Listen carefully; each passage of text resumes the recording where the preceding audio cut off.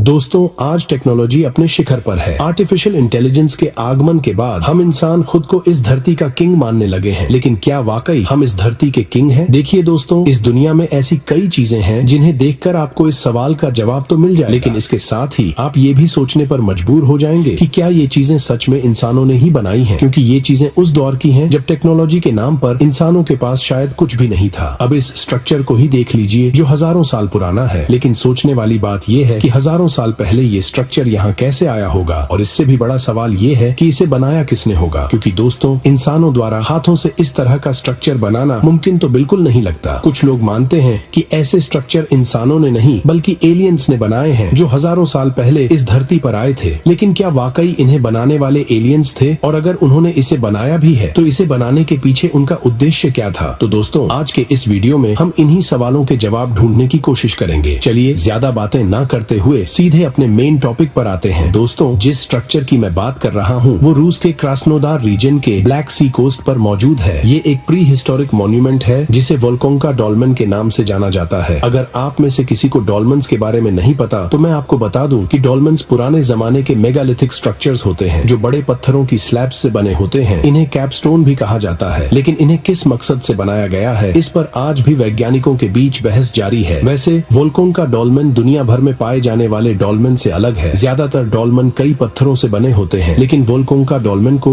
एक ही बड़े पत्थर से बनाया गया है। दोस्तों, इस कंस्ट्रक्शन का तरीका उस समय के बिल्डर्स की अद्वितीय स्किल और प्रिसीजन को दर्शाता है, जो ये साबित करता है कि उस दौर में भी उनके पास एडवांस्ड स्टोन वर्किंग टेक्निक्स थी। तो क्या ये स्ट्रक्चर इंसानों द्वारा बनाया गया था या फिर कुछ बाहरी शक्तियों का इसमें हाथ था? आइए आज इस रहस्य को सुलझाने की कोशिश करते हैं। दोस्तों, ऐसा लगता है कि इन प्राचीन संरचनाओं को बनाने वालों के पास शायद कुछ उन्नत मशीनरी भी थी जिसकी मदद से उन्होंने इन्हें बनाया। अगर आप ध्यान से देखें तो वोल्कोंका डॉल्मेन के एंट्रेंस पर एक स्मूथ सरफेस और स्ट्रीक्ड लाइंस दिखाई देती हैं, जो एक परफेक्ट रेक्टेंगुलर कट बनाते हैं। ये कट इतने परफेक्ट हैं कि इन्हें किसी प्रिमिटिव टूल से बनाना लगभग असंभव लगता है। वैज्ञानिक आमतौर पर वोल्कोंका डॉल्मेन को अर्ली ब्रॉन्ज एज यानी लगभग 3000 से 2020 BCE का मानते हैं, लेकिन इसकी बेहतरीन कंस्ट्रक्शन और प्रिसाइजन को देखते हुए कुछ लोग इसे उससे भी पुराना मानते हैं। आप इस डॉल्मेन की वॉल्स को देखें जो पूरी तरह से पॉलिश्ड है। ये पॉलिशिंग हजारों साल पहले किस तकनीक से की गई होगी, ये अपने आप में एक बड़ा सवाल है। इस डॉल्मेन का उन्नत निर्माण केवल एक ही सवाल नहीं बल्कि कई सवाल खड़े करता है। लोग इसे देखकर ये सोचने पर मजबूर हो जाते हैं कि इतनी सटीकता के साथ किसने और कैसे इस स्ट्रक्चर को बनाया होगा। विशाल शिलाखंड को तराशने की ये कला और उपकरण किस अज्ञात सभ्यता के पास थे? क्या प्राचीन ब्रॉन्ज एज के टूल्स से इतनी सटीकता पाई जा सकती थी? ये सवाल हजारों साल से वैज्ञानिकों और इतिहासकारों के सामने है, लेकिन आज तक इसका जवाब नहीं मिल पाया है। दोस्तों, अगर आप डॉल्मेन के एंट्रेंस को करीब से देखेंगे तो इसका पूरी तरह गोलाकार होल देखकर आपको लगेगा कि इसे बिना एडवांस्ड ड्रिलिंग इक्विपमेंट के बनाना नामुमकिन है। अब अगर हम डॉल्मेन के अंदर चलते हैं तो हमें एक विशाल इंटीरियर चेंबर मिलता है। इस चेंबर की वॉल्स बिल्कुल स्मूथ और यूनिफॉर्म शेप के साथ पूरी तरह से सिमेट्रिकल है। इंटीरियर चेंबर की सीलिंग की हाइट करीब 1.5 मीटर यानी लगभग 60 इंच है, जो एक विशाल कक्ष के लिए पर्याप्त है। इतनी एक्यूरेसी के साथ इस ऊंचाई को बनाए रखना उस समय की उन्नत तकनीकों की गवाही देता है। इस चेंबर की वॉल्स सिर्फ स्मूथ ही नहीं बल्कि इनमें एक खास अकूस्टिक प्रॉपर्टी भी है जो साउंड वाइब्रेशन को कैप्चर और एनहांस करती है। अब दोस्तों, बिना सटीक माप के वोल्कोंका डॉल्मेन का सही वजन बताना मुश्किल है, लेकिन इसका अनुमानित वजन लगभग 40 टन है। इसका भारी भरकम आकार और वजन इसे और भी रहस्यमय बनाता है कि उस समय के बिल्डर्स ने कैसे इतनी सटीकता के साथ इस पत्थर को तराशा, ट्रांसपोर्ट किया और यहाँ प्लेस किया होगा। सबसे दिलचस्प बात यह है कि डॉल्मेन के आसपास ड्रिल मार्क्स भी देखे जा सकते हैं। वहाँ कई अधूरी पत्थर की ब्लॉक्स पड़ी हैं जो ट्यूब ड्रिल होल्स से भरे हुए हैं। अगर आप हमारे चैनल से जुड़े हुए हैं तो आपको ये ड्रिल होल्स कुछ जाने पहचाने लगेंगे, क्योंकि ऐसे ही सिमिलर होल्स दुनिया भर में देखे गए हैं। जैसे इजिप्ट में खास तौर पर गीजा के आसपास के स्टोन्स पर भी ऐसे ही प्रिसाइज ड्रिल होल्स मिलते हैं, जिनमें ग्रेनाइट जैसे दुनिया के सबसे हार्ड मटेरियल भी शामिल हैं। तो दोस्तों, क्या इन प्राचीन डॉल्मेन को बनाने के पीछे कोई ऐसी तकनीक थी जिसे हम आज भी समझ नहीं पाए हैं? और क्या ये उन्नत निर्माण किसी दूसरी सभ्यता का काम हो सकता है? आइए इन सवालों के जवाब तलाशते हैं। दोस्तों, बिल्कुल वैसे ही ड्रिल होल्स पेरू के मेगालिथिक स्ट्रक्चर्स में भी पाए गए हैं। इन होल्स को आप बोलिविया के पूमा पंकू और यूरोप के मेगालिथिक्स में भी देख सकते हैं। वोल्कोंका डॉल्मेन के पास मौजूद होल्स की तरह ही इन होल्स में भी एक बेहतरीन लेवल की एक्यूरेसी और यूनिफॉर्मिटी है, जो हमें यह सोचने पर मजबूर कर देती है कि क्या इन सभी प्राचीन मेगालिथिक स्ट्रक्चर्स को एक ही बिल्डर्स ने बनाया था? शायद ये बिल्डर्स एक लॉस्ट अज्ञात सभ्यता के थे जिनके पास उन्नत तकनीक और मशीनरी थी। वोल्कोन्का डोल्मेन के पास एक प्राचीन वाटर चैनल भी है जो स्पष्ट रूप से कृत्रिम रूप से बनाया गया लगता है। यहाँ पानी किसी अज्ञात अंडरग्राउंड सोर्स से आता है और जांच में पता चला कि इस पानी में हाइड्रोजन सल्फाइड की काफी मात्रा मौजूद है। वैज्ञानिकों के अनुसार हाइड्रोजन सल्फाइड रिच वाटर को उसकी थेरेप्यूटिक प्रॉपर्टीज के लिए जाना जाता है। यह पानी नेचुरल स्पास में मिलता है और माना जाता है कि यह स्वास्थ्य के लिए लाभकारी होता है। ऐसे में संभव है कि वोल्कोन्का डोल्मेन का आसपास का क्षेत्र प्राचीन लोगों के लिए हीलिंग और रिजुविनेशन का एक महत्वपूर्ण स्थल रहा हो। हालांकि इसका असली उद्देश्य शायद और भी ज्यादा सोफिस्टिकेटेड हो सकता है। मुख्य धारा के वैज्ञानिकों का दावा है कि दुनिया भर के डॉल्मेन्स असल में टूम्स हैं, जहां तपस्वियों को दफन किया गया था। हालांकि इस थ्योरी को सपोर्ट करने वाले बहुत कम प्रमाण मौजूद हैं। वहीं दूसरी थ्योरीज भी हैं, जैसे कि एक स्टडी जिसे सुपर ब्रेन रिसर्च ग्रुप के वैज्ञानिकों ने इटली में किया। इस स्टडी में उन्होंने कुछ अद्भुत तथ्य उजागर किए जो दिखाते हैं कि दुनिया भर के डॉल्मेन्स कुछ खास प्रॉपर्टीज के साथ मौजूद हैं। स्टडी में शामिल डॉल्मेन्स ने सब सरफेस वाइब्रेशंस जनरेट किए जो 7 से 12 हर्ट्ज की फ्रीक्वेंसी रेंज में थे। इसका औसत लगभग 8 हर्ट्ज था। यह लो फ्रीक्वेंसी साउंड्स जो मानव कान से सुनाई नहीं देती, मस्तिष्क की रिलैक्स्ड स्टेट को उत्तेजित करती हैं। इसके अलावा डॉल्मेन्स के बड़े पत्थर ट्रांसड्यूसर्स की तरह काम करते हैं जो जमीन से हवा में इंफ्रासोनिक वाइब्रेशन ट्रांसमिट करते हैं। वैसे ये क्षमताएं अन्य प्राचीन स्थलों जैसी ही हैं, जो ये साबित करती हैं कि इन स्थानों को प्राकृतिक वाइब्रेटरी प्रॉपर्टीज के कारण चुना गया था। उदाहरण के लिए पुर्तगाल के पार्के मेगालिटिको दोस कुरेलाइरोस में स्थित डॉल्मेन भी एक ट्रांसड्यूसर के रूप में काम करता है। इन वाइब्रेशन से डॉल्मेन के अंदर इलेक्ट्रिकल गतिविधियां होती हैं जिन्हें ईईजी डिवाइस से डिटेक्ट किया गया है। इसके अलावा डॉल्मेन के अंदर राडन गैस की रेडियो एक्टिविटी भी पाई गई है जो अंडरग्राउंड से आती है। हालांकि यह बाहर की तुलना में ज्यादा है, लेकिन फिर भी खतरनाक स्तर से नीचे है। जैसा कि मैंने पहले बताया था, डॉल्मेन्स दुनिया भर में पाए जाते हैं और हर एक डॉल्मेन का अपना एक अनोखा कैरेक्टर और रहस्यमयी गुण होता है। यूरोप के देशों जैसे फ्रांस, स्पेन और यूनाइटेड किंगडम में दुनिया के कुछ सबसे प्रसिद्ध डॉल्मेन्स मौजूद हैं। फ्रांस में कार्नेक स्टोन्स